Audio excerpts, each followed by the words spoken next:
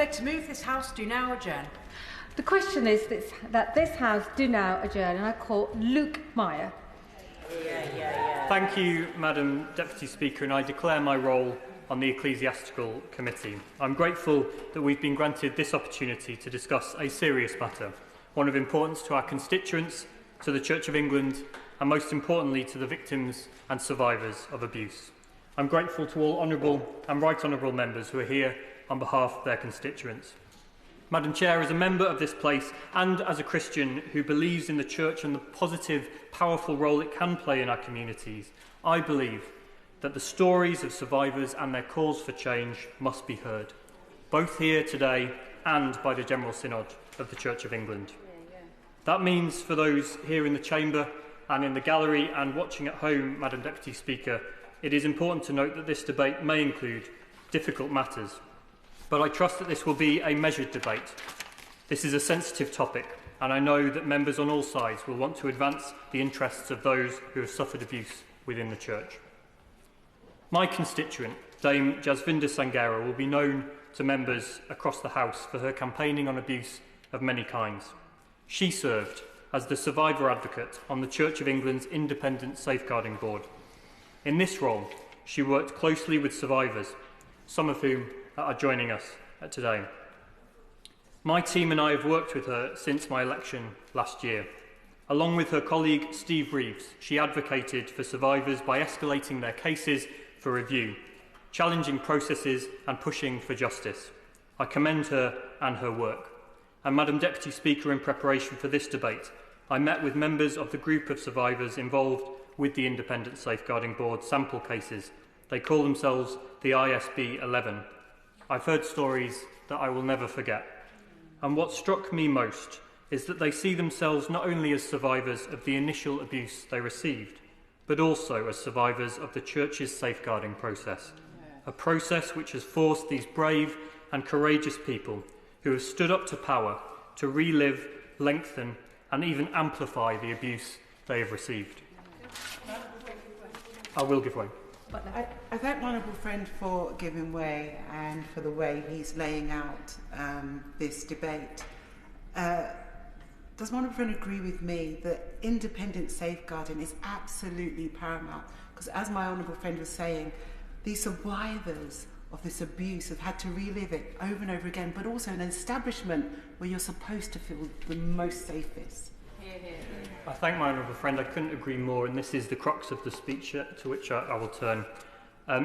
It is essential that victims and survivors are heard, and I'm very grateful to the Minister and indeed to the Second Church Estates Commissioner as well, both of whom are leaders on these matters, for being here to hear these stories and respond as well. Stories like Mr X, who was the first and only survivor to have an ISB case review published. Throughout his life, Mr X has sought justice after he was abused by 3 individuals in the Church. He ended up having his business and livelihood destroyed by civil litigation, and he is yet to see justice. Another survivor, I'll give away in just a moment, another survivor told me of an ongoing, decades-long fight for justice, with West Midlands Police commenting on the case that it doesn't normally take 20 years for a complaint to be investigated. Another survivor, a woman who wishes to remain anonymous, told me she now has a heart monitor because of her severe panic attacks. She told me, and I quote, "The priest that abused me still lives in my area. The community has ostracised me and I am now housebound. I want the truth to come out. Jazz and Steve have supported me the best they can. At one point we talked every week. If they had not been there, I think I would have taken my life." Another survivor has told me that he feels like previous recommendations have fallen on deaf ears, with steps to protect perpetrators rather than to support victims. And perhaps most harrowingly of all, one of the ISB 11, who is just over 18 years old, having initially suffered abuse at the age of 8, is still fighting for justice. Madam Deputy Speaker, at such a young age, he has already been waiting for over half his life to see justice. I'll give way in just a moment. I have no doubt that there are many members across this House who will have heard similar stories. I'll give way to the Honourable Lady and then the Honourable Gentleman. Thank you. I would like to thank the Honourable Member for bringing forward this really important debate and for setting out what has happened in such measured terms. Mr X, who the Honourable Member has mentioned, is actually a constituent of mine.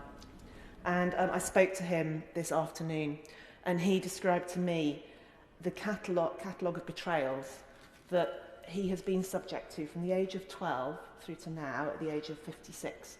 Initially through that abuse, but actually through the subsequent failings by the Church of England.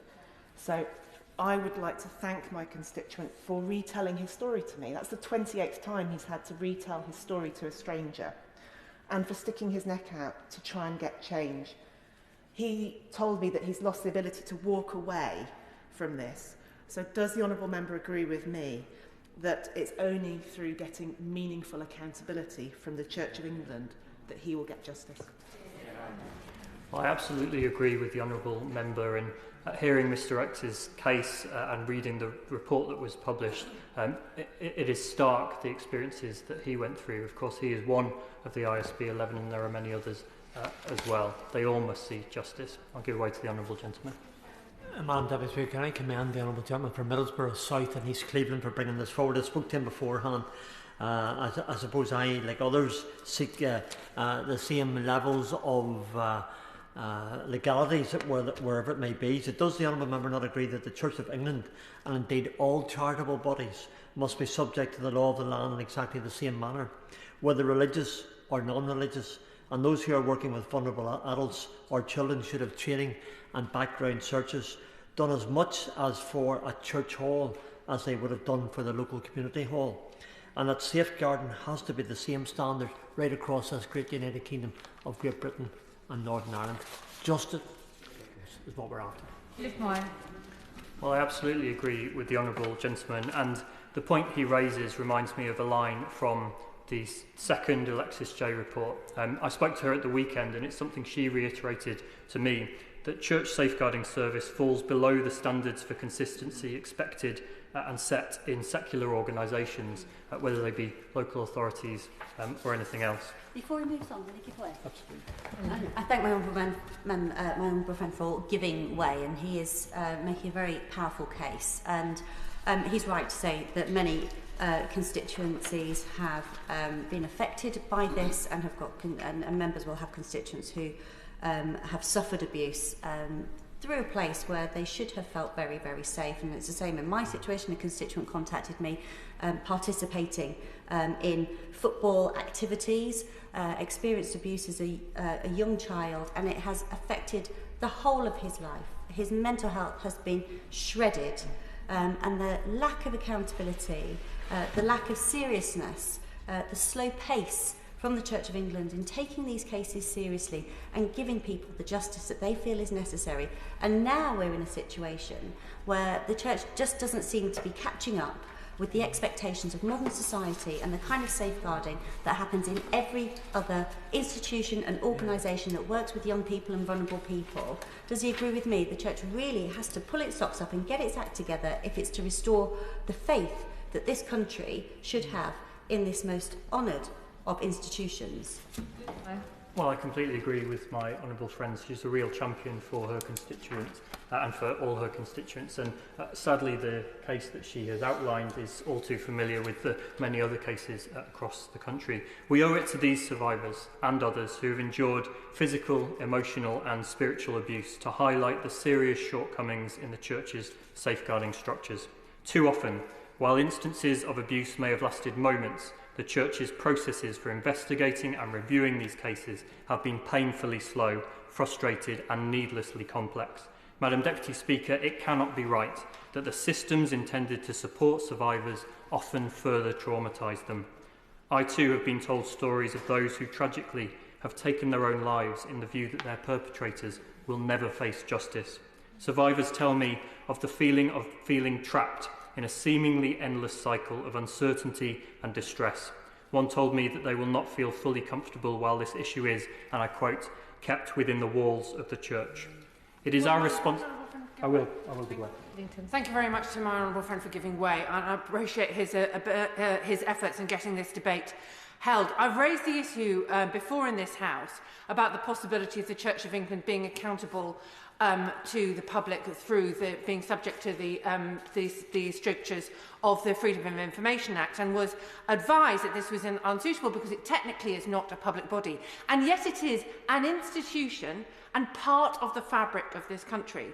For people who use that institution and revere it to find that they are not safe in that institution, and instead that institution protects its own, protects perpetrators, and finds itself in a situation where it finds itself with people right at the top of the organisation using the excuse of legal constructions or institutional formations to justify not pursuing these situations, that is unconscionable. Would my honourable friend agree that we need to, as legislators, argue for greater transparency for the Church of England, like the honourable gentleman said about other public bodies?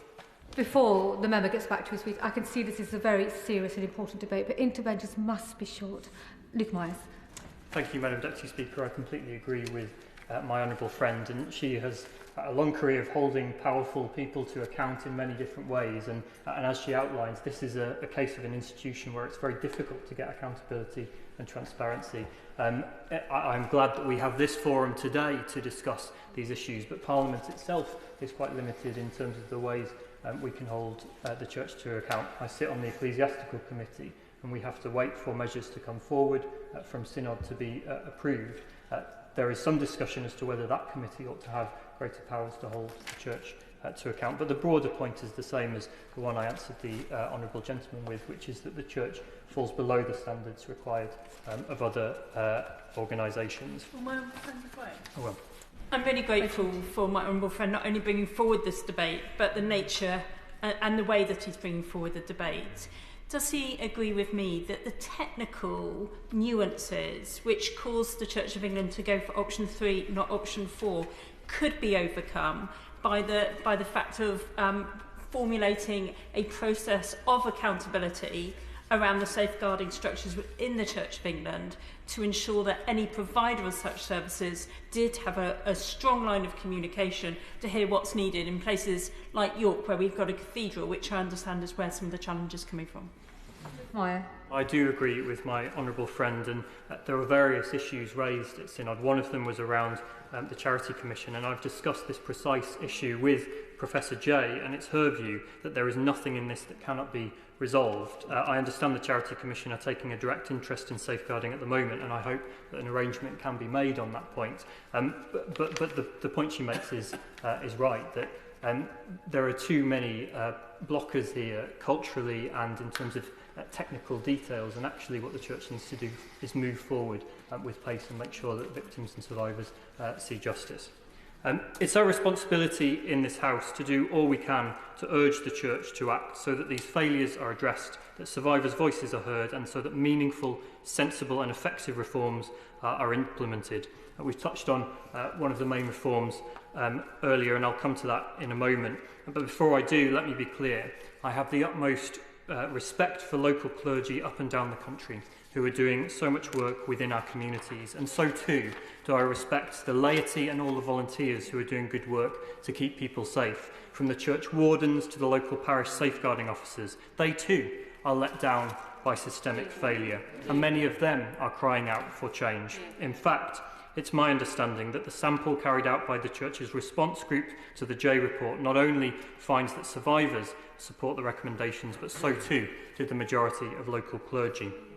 I also wish to recognise the work of many members of the General Synod, and in particular Clive Billinus, a lay member of the Synod who represented the diocese in Europe and was a powerful ally of victims and survivors. He sadly passed away just last month, and I know that survivors truly value his efforts and contribution to their cause. And also my own constituent, Father Adam Gaunt of Loftus, who has helped me understand the structures of Synod and is working on the abuse redress scheme as well. I will give way.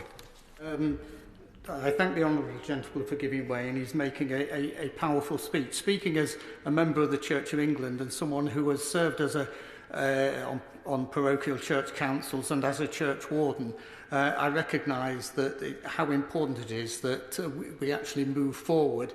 But in order to do that, and he mentioned moving forward a moment ago, is it not the leadership of the church that has got to take a lead on this? And I say this with the Second Church Estates Commissioner listening to the debate. Surely the sooner we have a new Archbishop of Canterbury who could lead the church and hopefully provide dynamic leadership for that institution, that only then can the church of England actually move forward.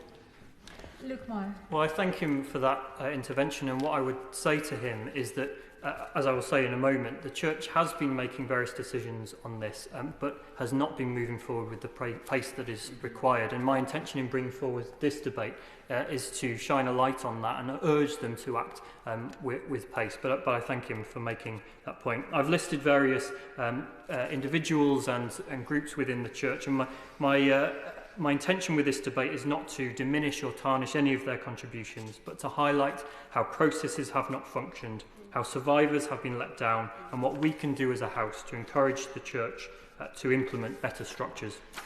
Madam Deputy Speaker, the journey of safeguarding reform in the church is long and complex. It runs from the 2003 clergy discipline measure through the past cases reviews in the 2000s, the Chichester visitation in 2012, the establishment of the National Safeguarding Panel, National Safeguarding Team in 2014, 2015, the Stobart Review in 2018, the SCIE report in 2019, the Chichester Peter Ball investigation in 2019, ICSA by Professor J, the Elliott report in 2020, the Wilkinson report in 2023, the further Alexis J report in 2024, the Macon report recently, among others. We have had plenty of reports, Madam Deputy Speaker, but while some improvements have been made, there remain systemic underlying vulnerabilities arising from the Church's structure of safeguarding.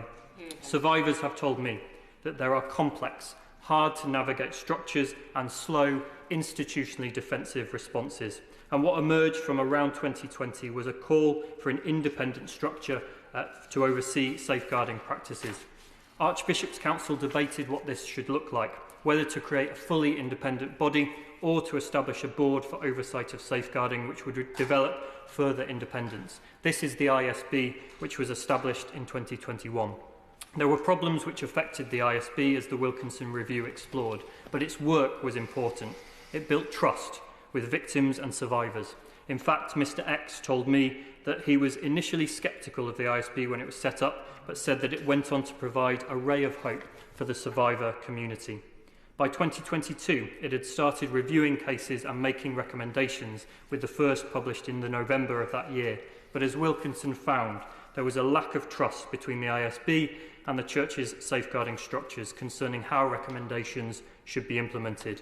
As issues escalated, ultimately, in June 2023, the board members were sacked and the board disbanded. Wilkinson found that, I quote, no risk assessment beyond informal conversations was carried out by or on behalf of the Archbishop's Council members about the effect of this decision on victims and survivors who were engaged with them, particularly those involved in case reviews. And it showed lamentably little trauma-informed regard for the vulnerability of the individuals with whom the ISB was working. I've heard from some of the 11 survivors who suffered mental distress after this decision. 3 landed in emergency mental services. 2 developed serious suicidal thoughts. Mr. X called it an obliteration of hope. Madam Deputy Speaker, the treatment of survivors here is itself a serious safeguarding failure. It is clear that the Secretary-General of the Archbishop's Council has questions to answer on this. Around this time of the dissolution of the ISB, Professor J was invited to provide recommendations on the way forward. Professor J's report said the only way in which safeguarding can be improved is by making it truly independent of the Church. Madam Chair, the central problem is that the complexity of the Church means that rather than one approach, there are 42 different dioceses, each with different safeguarding systems. Safeguarding practitioners have said that this limits effective safeguarding. As Professor J noted in her report, Church safeguarding service falls below the standards of consistency expected and set in secular organisations. And as Leslie Ann Ryder, the independent co-chair for the response group to J, said to Synod, This level of complexity is incomprehensible and counterproductive, and is one of the ways you are losing the trust of the nation. It creates a patchwork of different approaches. Some dioceses do implement robust safeguarding practices. Some have independent sexual violence advisors. The Diocese of Newcastle has 4 permanent staff members with key safeguarding roles, including a caseworker and a training lead. And I would like to pay tribute to the Right Reverend, the Bishop of Newcastle, whose leadership on this issue has been commendable. I met her last year to discuss these matters, and she has much support in the country and I'm sure in the House as well. Other dioceses, however, lack such comprehensive systems, often relying on bringing in external consultants. It is simply not acceptable that the experience of survivors should vary depending on where they live. There must be a system that is unified and consistent, evenly resourced, with the same quality of support, respecting the independent expertise of safeguarding professionals. Professor J recommended the creation of 2 separate charities, one for independent operational safeguarding and one for independent scrutiny of safeguarding. It is this issue which went before General Synod last month. But while Synod voted in favour of setting up an external scrutiny body, it only backed the principle of an independent operations body. That is deeply disappointing. A 2-stage approach for an issue of such urgency, when survivors have already waited decades, moving from one system to another with no sign of any meaningful resolution, with one survivor telling me that he first reported his abuse over 40 years ago. Madam Deputy Speaker, any further delay in delivering justice for survivors is simply unacceptable. Madam Deputy Speaker, I do not wish to be misunderstood. The agreement of Synod to affirm its commitment to greater independence is an important step, but the decision on operations did not follow the recommendation from Professor J and from many other specialists and professionals, nor the preference of many survivors. I believe that more delay will simply confirm survivors' view that the Church is kicking the can down the road. And having spoken to Synod members, I don't think that this is the intention, but Madam Deputy Speaker, the reality is that as things stand, this patchwork of procedures remains and the Church remains effectively marking its own homework. This is clearly not acceptable. We'll hear from the Minister shortly, and it's a welcome step that earlier this year Government agreed to implement Professor J's ICSA recommendations on safeguarding and abuse, and that makes it all the more pressing that Professor J's recommendations for the Church be implemented too. As Mr X said to me, this is a critical point for the Church. To close, Madam Deputy Speaker, Scripture teaches us to speak up for those who cannot speak for themselves. The Church ought to be a place of refuge, of grace, of trust. And yet for far too many, it has been a place of harm. We have seen apologies, reports, reviews, and yet survivors still tell us that they are unheard, that they are ignored, that they are left to fight alone for basic justice. That must change. The Church's safeguarding structures must be independent, transparent and accountable. The days of marking its own homework must end. Survivors must not just be consulted, but placed at the heart of reform. And let us be absolutely clear, protecting the reputation of an institution must never, ever come before protecting the safety of a person. Madam Deputy Speaker, the test of faith is not in the easy moments, but in the hard truths. And the hard truth is this: trust in the Church will only be restored when every survivor who steps forward is met with compassion, justice and meaningful action. Thank you. Marsha de Cordova. Thank you, Madam Deputy Speaker, for allowing me to speak in today's debate in my capacity as the Second Church Estates Commissioner. I'd like to begin by firstly congratulating my honourable friend, the member for Middlesbrough South and East Cleveland, for securing what is an extremely important debate on the most important issue, but also for the way that he so eloquently set out the issue, what the challenges are and what actions and next steps need to be taken. I share his desire to see survivors of abuse treated justly, with dignity and respect, and for those perpetrators to be fully held to account. Like him, I look forward to a time when all of us have our confidence fully restored in the Church of England's safeguarding practices. Madam Deputy Speaker, when I was appointed Second Church Estates Commissioner last October, I could not have foreseen the storm that was about to engulf the church. Since the publication of the Making Review that exposed the devastating abuse inflicted by John Smythe, MPs, including myself, have received correspondence from constituents, from their local clergy, from victims and survivors. And indeed, we've also heard in this debate here this evening from many members from across the House on the many challenges that this has placed on them. And rightly they have expressed their concern about the historic and ongoing failures to keep people safe in the church, the one place that anybody would expect would be a place of safety and sanctuary. They also express concern about what looks like to be a lack of consistency and transparency in the church's approach to safeguarding and disclosures of abuse. Will my honourable friend give way? Yes. I thank my honourable friend for giving way. One of my constituents told me how they couldn't go back and tell their parents what was happening to them because it was the church. And the church was a place of sanctuary, a place where they're supposed to be safe. And then to find out that those at the head of the church would move abusers to another church instead of moving them out the church and in jail was just another insult to injury. Does my honourable friend agree with me that this needs to stop now? She will not be surprised to hear that I absolutely 100% agree with what she's saying. These failures are not new. As my honourable friend has already highlighted, before the Making Review, there was the independent inquiry into child sex abuse. And over the past 9 years, there have been multiple reviews into safeguarding abuses in the Church of England. Multiple reviews with multiple recommendations, I add.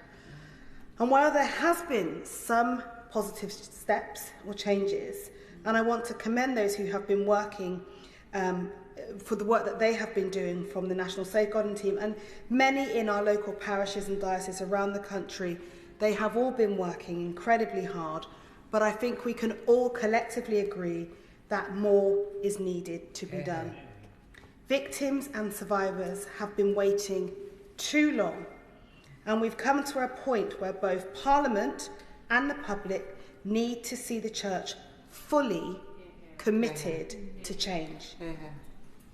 We have to make sure that safeguarding is transparent, it is accountable, consistent in its approach to disclosures of abuse, and trusted by the public, congregations, clergy, and most importantly, victims and survivors. Madam Deputy Speaker, that is why at the General Synod in February, during my maiden speech, I made clear my support for the Church's safeguarding operations to be wholly independent of the Church. Indeed, this was the approach that was put forward by the Church's lead bishop for safeguarding, Joanna Grenfell, and this was known as Model 4. This approach would have created an independent safeguarding operations, an independent complaints process, independent scrutiny function, and independent audits. This approach was also supported by Professor Alexis J, who was the author of the Future of Safeguarding report, known as the J Review.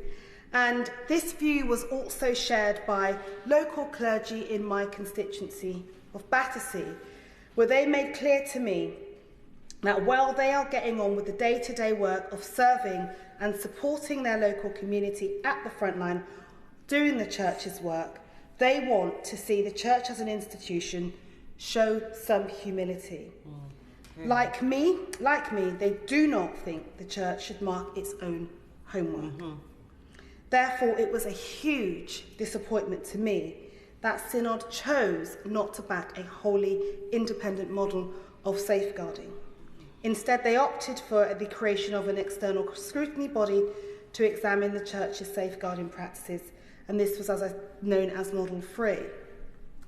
Now, it will see the transfer of most of the functions currently delivered by the Church's national safeguarding team, except policy development, to an external employer. Whilst Model 3 does include looking around some of the practicalities of creating a fully independent safeguarding body to take on all of the church's safeguarding work, in my opinion, I do not believe that that was the approach that needed to be taken, as I've already outlined. But it is vital that this work is taken up with urgency and at pace. At present, there are no clear deadlines, there is no clear plan taking that work forward, and that is something that I believe we need to see. If it is to really give victims and survivors and the public hope that the church is really going to transform its approach to safeguarding and to the safety of those who are part of it. It was right that the Synod voted to lament and repent of its failures in the church, welcoming victims and survivors who have experienced and continue to experience this in the life of the church. But we need to remember that keeping people safe and ensuring accountability is the best way to honour victims and survivors of abuse. There are some who are probably watching here, and maybe some who are also here in person. They will be listening to this debate today, and they will know better than any of us that there is still a long way to go. The church must treat its work for independent safeguarding operations as a matter of urgency. We need no more blocking, we just need action. Because action really will speak louder than any of the words that any of us have got to say here today. I am grateful to the Honourable Member for Middlesbrough and East Cleveland for his commitment to seeing this change come through. And really, he should be commended for being relentless in ensuring that this place had the opportunity to debate this issue. This is probably one of the first adjournment debates on an issue that affects the church, and it is so important that many members have also chose to be in this chamber and contribute to what is such an important issue. As I said when the Making report was published in November last year, that this has to be a watershed moment for the church to both transform its culture and its safeguarding structures. Because unless this happens, what will happen to the church? Many of us here are Christians and followers of Jesus, so we want to see the church change. The church is there to be a voice for the voiceless. Many of us know that. Therefore, I hope I will not find myself here again repeating this sentiment in a year or even in 2 years' time. Will my honourable friend give way? Yes. Just briefly. Thank you so much for my general. I'd like to thank my honourable friend for giving way just briefly.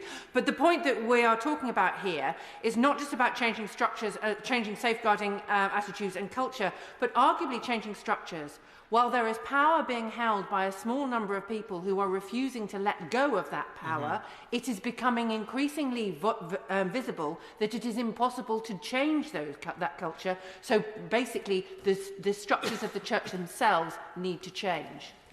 Marsha, and I thank my honourable friend for her intervention. Again, she has also been using her voice to speak up on this issue. But we need to focus on what the matter at hand, and I think safeguarding in the Church of England is something that we've seen from the Making review, but also from all the previous reviews and all the recommendations that have been made. If change doesn't happen now, if not now, my question really is, then when? Richard Baker. Madam Deputy Speaker, and in following my honourable friend, the member for Battersea, the Second Church Estates Commissioner, can I thank her not only for her powerful speech this evening, but for all she does to encourage the Church to face up to its responsibilities on safeguarding, acknowledging the pain and suffering the Church itself has caused for far too many people, and because of its failures and oversight around safeguarding, and also ensuring that this House has a proper role of scrutiny in this process as it must move forward. And of course, can I also thank my honourable friend, the member for Middlesbrough South and East Cleveland, for his considered, thoughtful and harrowing speech this evening, and for all the work he has so powerfully taken forward on behalf of the survivors of abuse he is working with. And I think it's to those people we must look to in taking a way forward to ensure that the Church properly recognises the actions it must take to ensure these crimes are not repeated in the future. Can I also thank him for giving me the chance to make a brief contribution in such a serious matter. Madam Deputy Speaker, I must declare a number of interests ahead of my contribution. Both my parents are retired members of clergy in the Church of England and Diocese of Carlisle. I'm a member of St Serve's Church in Burnt Island and the Diocese of St Andrews in the Scottish Episcopal Church, which is a member of the Worldwide Anglican Communion. I'm both formally the Safeguarding Coordinator for our congregation, and prior to my election I was convener of the Provincial Safeguarding Committee of the Scottish Episcopal Church. I'm one of millions of people across the world for whom faith and worship within the Anglican Communion plays a huge and positive part in my life. We belong to our church because we want it to be a force of good, not just in our own lives and lives of our congregations, but for our wider community. And that is why our congregations should be and must be places where every member is respected, valued and safe. And it is appalling and deeply saddening that this has not been the case for far too many people over so many years in the Church of England, and that these safeguarding failures, these crimes, this abuse, have been allowed to go on. And we've heard why they've been allowed to go on in this debate this evening, and the failures of leadership which lie behind that. The horrific acts of abuse documented in the independent report of the Child Sexual Abuse Inquiry into the Church of England, and more recently, the shocking events investigated by the Macon Review must never be allowed to happen again. And I believe it is important, as we've heard this evening again from others, to recognise that in making the case to take forward these important recommendations in these reports, the focus is not restoring reputation of the Church or to discuss who in the Church leadership has to take ultimate accountability, important though this is. The focus of the process must be about the accountability of the Church to the survivors of abuse, who have so bravely spoken out about the need for change, the ISB 11 and so many others. And it is appalling and incredible, I find, that they have not been heard by church leaders as they should have been. And crucially, they must be listened to ensure that these crimes aren't repeated in the future, that people in our congregations are safe, that we are actually true to our Christian mission. During my own involvement in safeguarding policy in the Scottish Episcopal Church, we made significant changes to our policies and processes because we recognised that even though we're a far smaller church, we still had to do more to ensure that there was a proper recognition of the importance of safeguarding in every congregation in the province. I was greatly assisted in this work by an expert in safeguarding, David Strang, a former Chief Constable of Lothian and Borders Police. So while I'm sure there's much more we can do in our church still, crucial to this process for reform in the Episcopal Church was both increasing resources for safeguarding, but also establishing that fundamental principle of independent oversight of safeguarding as well. And this experience leads me to conclude the Church of England should be listening not only to survivors of abuse who have suffered from its own failures of leadership in safeguarding, but also listening to the experts who have investigated so fully, with such great intensity and so diligently, how these appalling events were allowed to happen. After the vote at Synod last month not to move immediately to independence of safeguarding professionals at all levels of the Church, Professor Alexis Jay said of the decision, "It will be devastating for victims and survivors whose trust and confidence will absolutely not be restored as a consequence of this decision." And given the failures of safeguarding which have happened within dioceses, within cathedral vestries, we've heard as well, that appears to me to be a very rational conclusion to what was agreed at Synod. We have been assured that the model of safeguarding which has been approved will facilitate all safeguarding in the Church moving into an independent organisation in due course. But it's now nearly 2 years since the Church's Independent Advisory Board on Safeguarding was dismissed. So I believe the Church should now finally act swiftly to complete this process and move to a fully independent structure for safeguarding. Given the scale of the abuse and the suffering caused, I hope the Minister will also agree it's vital the government and this House plays our part in shining a light on this process within the Church. The victims and the survivors of abuse within the Church have asked to be heard. They have made their case so powerfully and with such patience despite all they have faced and all they have endured. It is vital that after all they have suffered and the dignity with which they have made their arguments for change, that they are heard in the Church and in this Parliament as well. Sean Woodcock. Thank you very much, Madam Deputy Speaker, and I'm grateful to my honourable friend, the member for Middlesbrough South and East Cleveland, for bringing this important debate. Safeguarding is the responsibility of everyone in our society, and the Church of England is just one of many institutions that has fallen short after having issues with abuse and safeguarding. The honourable member, my honourable friend, made mention, however, that while there are clear issues in parts of the Church, there are examples of good practice. He made mention of his own. I would point to the example of the Diocese of Oxford. Last September, an independent report said that the Diocese of Oxford had a solid safeguarding foundation, which was delivered by an exceptionally well-led and blended safeguarding team.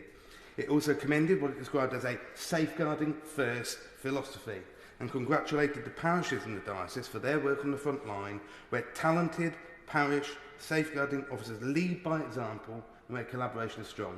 I mention it, Madam Deputy Speaker, because that should be the standard.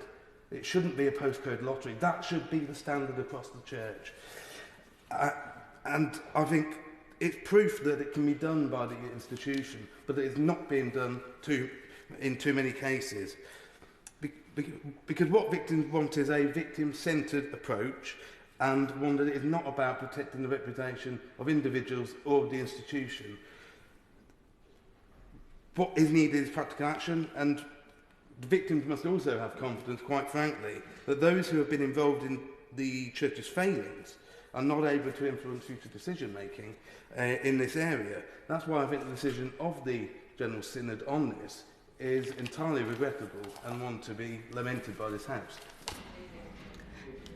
Jonathan Davies. Thank you very much, Madam Deputy Speaker. I want to thank my honourable friend from Middlesbrough South and East Cleveland for the sensitive way in which he has brought about this debate and the detailed way in which he has set out the journey which has perhaps brought us to having this discussion tonight. And I think it's very telling that there are a lot of us members across the House here tonight.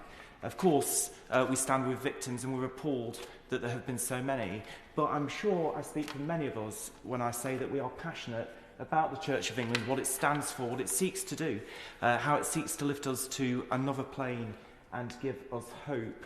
And we want to see it succeed. But it's so important that the Church gets its relationship with its safeguarding right, because so many victims have been failed, victims of physical and sexual abuse, of emotional or financial abuse, and victims of coercion.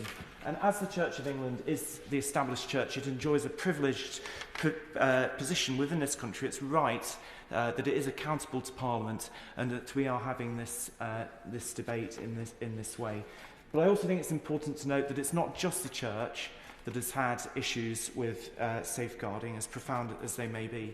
There's been many sectors across society, not just religious groups or organised religions in Christianity and other religions too, but the media, education, healthcare, many other sectors can point to issues with very poor safeguarding practices. But I think what many people find is particularly disappointing about the Church is they feel that it is a place where they ought to be safe and they ought to be able to trust its leaders. And many of those leaders do an excellent and outstanding job, often in difficult circumstances. But fundamentally, the Church is run by people, the same as those other sectors that have experienced this too. So in that respect, it is no different.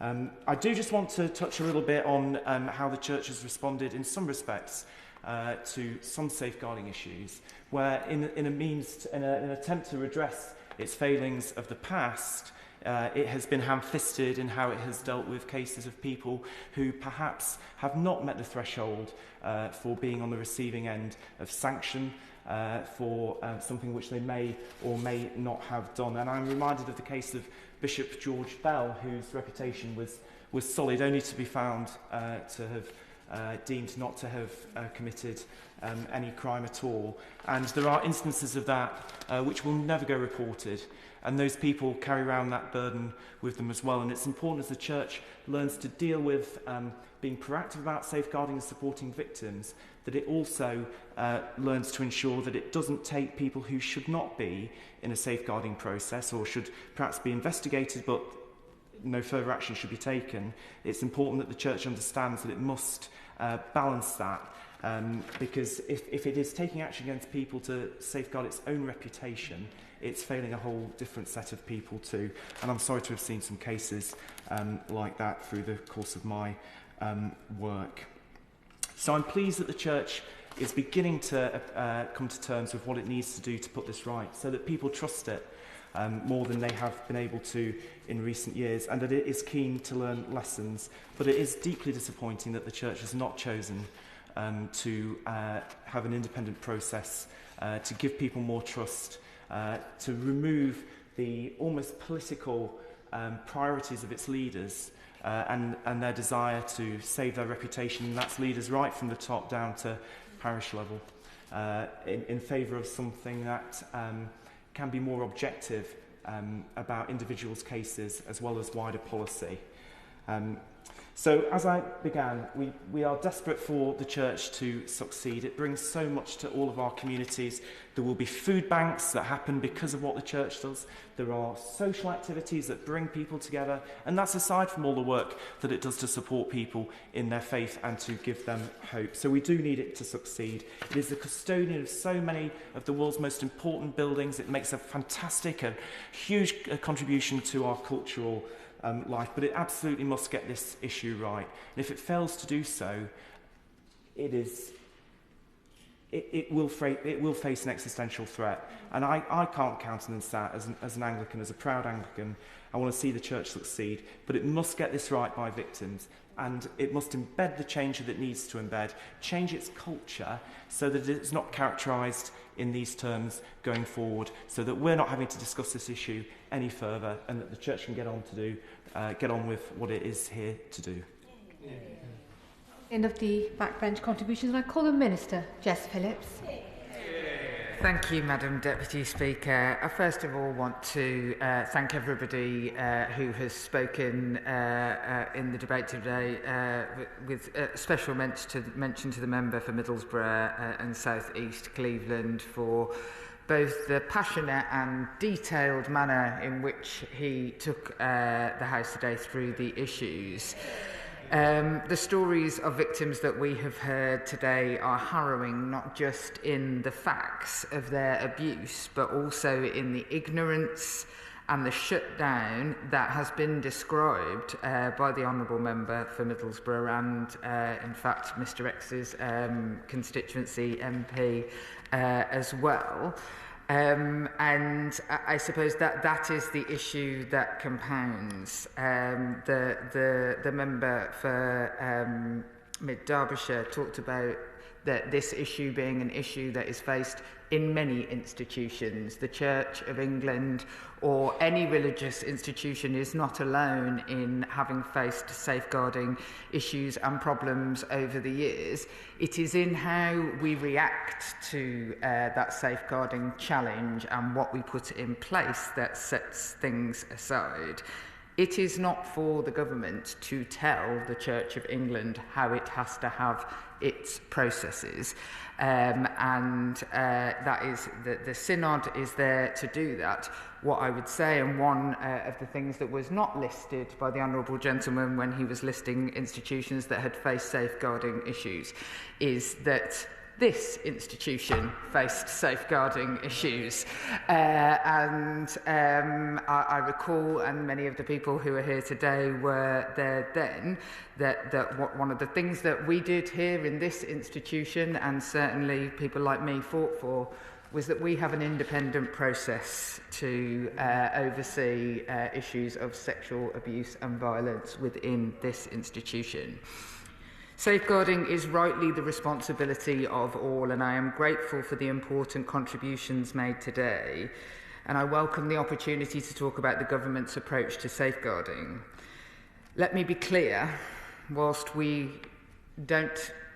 cannot tell the Synod what it has to do, I condemn the acts of psychological, emotional and physical abuse and sexual abuse against both adults and children, including where they occur in religious settings or contexts. As with every case of abuse, my thoughts are first and foremost with the victims and survivors. Will my honourable friend give way? I will. Thank you very much. Thanks to my honourable friend for giving way. I understand what you are saying, what the Minister is saying. However, we have a situation where the institution is compounding that abuse by the way that they are protecting the people in power, or the people in power are protecting the perpetrators, and therefore ending up with victims further hurt. I understand that the Minister cannot tell the Church of England how to conduct its safeguarding. However, could the Minister please acknowledge that its failure to conduct that proper safeguarding is compounding that abuse and is something that the Church of England does have a duty to correct? I will gladly agree with my honourable friend, and what I know of the years of working on the front line with victims of both historical and current abuses, usually sexual abuse that I am talking about in this particular instance, is that victims will tell me that what happened to them was horrendous. What continued to happen to them because of failures of institutions to act is worse.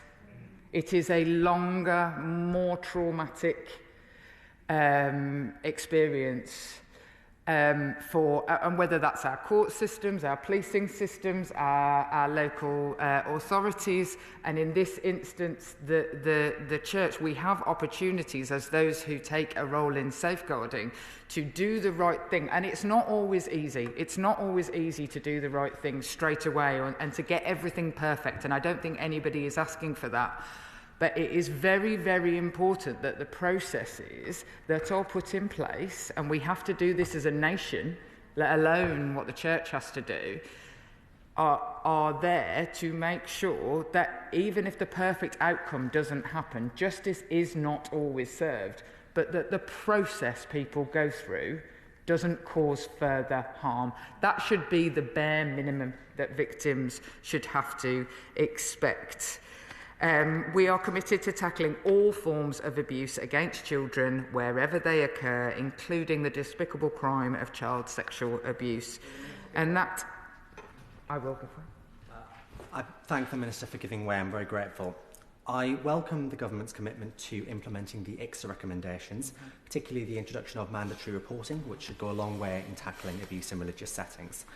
Does the Minister agree, particularly in reference to having more independent safeguarding processes, that as we work to improve safeguarding in the Church of England, we should also take the opportunity to bolster safeguarding within smaller religious groups, particularly high-control religious groups like the one I grew up in, for which public awareness of the scale of failings is very low? Absolutely, and I will go on to talk about mandatory reporting. The fundamental is that big or small, rich or poor, if you are in a position of power and responsibility and you are working with children or vulnerable adults, you have a responsibility to safeguarding. And I would hope that larger institutions, whether that's governments, whether that's larger religious institutions, would want to always lead by example in this regard.